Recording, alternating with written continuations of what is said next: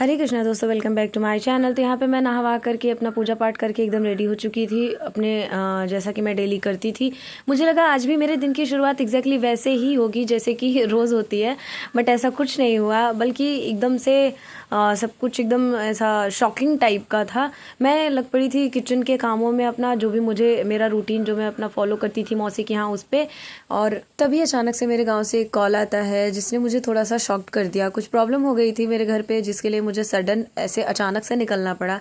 हालांकि प्लानिंग हमारी लगभग कल के लिए चल रही थी, लेकिन अभी हम आज ही निकल रहे हैं। हमारे ये था ना कि कल भैया गए थे तो हम लोगों ने सोचा एक आध दिन रुक के तब जाते हैं ताकि मौसी को ज़्यादा बुरा फील ना हो, ज़्यादा अकेलापन ना लगे। लेकिन ऐसा कुछ नहीं हुआ और हमें अपने सारी पैकिंग अचानक से कंप्लीट करनी पड़ी। यहाँ पे ये सामान और बैग वैग देख के आप लोगों को ये लगेगा कि कितना सामान लेके आई थी। हाँ जी, क्योंकि मेरा थोड़ा सा होता है, मेरी जो लाइफस्टाइल है वो ऐसी ही है कि मैं अगर कहीं लंबे समय के लिए जा रही हूँ तो मुझे पूरा अपना एक पिटारा लेके चलना पड़ेगा। हाय रे गरीबी, सिर्फ 30 रुपये दिख रहे हैं मेरे पास, गज्जब। तो यहाँ पे मैं अपना पैकिंग वैकिंग करने में लग पड़ी थी और रेडी होने लगी थी। कहीं ना कहीं अंदर से मेरे को बड़ी चुभ रही थी ये चीज़ें कि ऐसे अचानक से जाना पड़ रहा है, क्योंकि हम मेंटली इमोशनली प्रिपेयर नहीं थे। हम लोग इस चीज़ के लिए कल के लिए रेडी थे, अब हमें एक दिन पहले जाना पड़ रहा है। और अभी तो बहुत सारी चीज़ें मैंने लिस्ट में तैयार करके रखी थी कि ये निपटा के जाना है ताकि झंझट ना हो, दिक्कत ना हो। फिलहाल मैं आप लोगों को बता दूं कि जैसा कि मैं 9 तारीख को आई थी और आज मैं जब रिटर्न जा रही हूँ तो आज हो गए हैं 29 तारीख। और ये व्लॉग बहुत लेट जा रहा है बिकॉज मुझे टाइम नहीं मिल पाया एडिट करने का, और टाइम से भी ज़्यादा घर वापस आने के बाद ना बहुत ज़्यादा काम था, प्लस मैं बीमार भी हो गई थी 1 हफ्ते के लिए। देन यहाँ पे मैं रेडी वेडी हो चुकी हूँ और मम्मी भी रेडी हो रही थी, साइड बाय साइड मैंने उनकी भी पैकिंग कर दी थी। इतना ज़्यादा बुरा लग रहा था कि अभी जाने का मन नहीं था, और निकलते हुए वहाँ से तो इतना भयंकर रोना आ रहा था। मैं जो रो रही थी मुझे ऐसा लग रहा था आज तो मेरी विदाई है। और मौसी भी रो रही थी। मौसी की मतलब जो बड़ी मौसी थी वहाँ पे, जो उनके जेठानी देवरानी, और वहाँ के जो मेरे सारे कजिन्स थे, और रिया और अंशिका, दोनों को मैं आने के बाद बहुत ज़्यादा मिस कर रही थी। तो वहाँ से अभी हम निकल पड़े हैं और अपने मार्केट पहुँचे हैं। मार्केट पहुँचते ही मुझे ख्याल आया कि घर पहुँचने के बाद कुछ सब्जी भाजी की ज़रूरत पड़ेगी, सो मैंने उसी समय अपनी थोड़ी सी ये ख़रीदारी कर ली और थोड़ा सा दूध का पैकेट ले लिया ताकि घर जाने के बाद मुझे एक बार भागा दौड़ी ना पड़े। तो यहाँ पे हम निकल पड़े हैं घर की तरफ, और अभी तक मेरे दिमाग में यही चल रहा था कि यार ऐसे मतलब अचानक से हमें वापस आना पड़ा। एक्चुअली क्या है ना, किसी ने सही ही कहा है कि जब आपके अपने ही टांग खींचने लगे, आपको आगे बढ़ने से रोकने लगे ना, तो फिर जीवन में आपको कोई समस्याओं से नहीं उबार सकता है। तो यहाँ पे मैं घर पहुँच चुकी हूँ, और बैग रखने के बाद सबसे पहले मैंने अपने घर के बाहर को अच्छे से ध्यान से निहारा। इतना गंदा हो गया था कि मैं क्या ही बताऊं।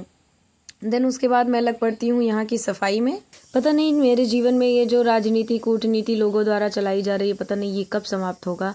मैं समाप्त हो जाऊंगी, शायद ये चीज़ें नहीं समाप्त होंगी।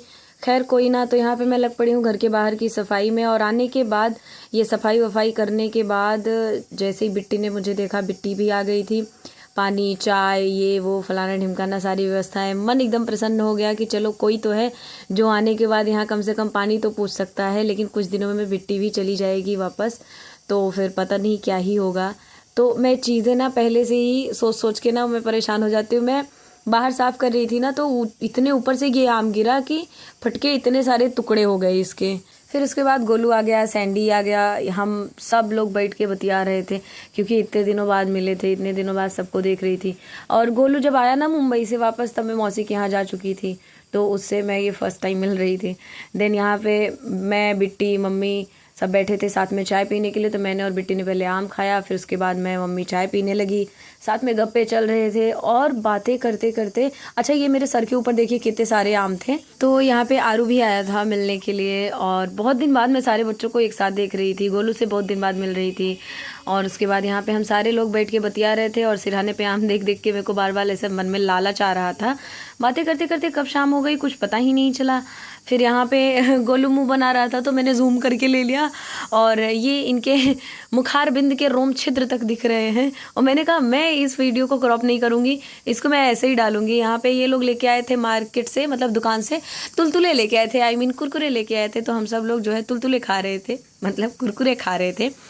तो उम्मीद करती हूँ आपको मेरे वीडियोस पसंद आ रहे होंगे। तो प्लीज़ वीडियो को लाइक करना और चैनल को सब्सक्राइब करना बिल्कुल ना भूलें। तो आज के लिए बस इतना ही, मिलते हैं नेक्स्ट वीडियो में, तब तक के लिए टेक केयर, बाय बाय, हरे कृष्णा।